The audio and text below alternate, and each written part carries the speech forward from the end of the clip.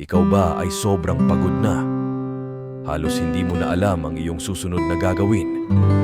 Huwag kang mag-alala, nasaan ka man ngayon. Ano man ang ginagawa mo, manalangin ka ng buong puso at ang Espiritu ng Diyos ay sumasa inyo. Naway manalangin tayo sa mga sandaling ito. Diyos, Amang nasa langit, sa mga oras ng kadiliman at kawalan ng pag-asa, kami humaharap sa iyo na may hinihinging pag-asa. Kami nauubusan ng lakas at kami nangangailangan ng iyong liwanag sa aming buhay. Panginoon, kami humihiling ng iyong biyaya na palakasin ang aming pananampalataya at tiwala sa iyo. Tulungan mo kaming manatili sa pag-asa kahit sa gitna ng mga pagsubok at pangarap.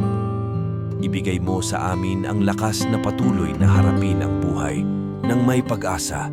Alam namin ikaw ay kasama namin sa aming mga paglalakbay. Nasusulat sa Isaias 40 verse 31. Ngunit ang naghintay sa Panginoon ay magkakaroon ng mga bagong kalakasan. Sila'y aakyat na may mga pakpak na parang mga agila. Sila'y tatakbo at hindi mangangalay. Sila'y lalakad at hindi mangangarap. Naway sa bawat pag-asa na itinatanim sa aming puso, kami maging mga tanglaw sa madilim na landas ng aming buhay. Sa pangalan ni Hesukristo, humihiling kami at nagpapasalamat. Amen.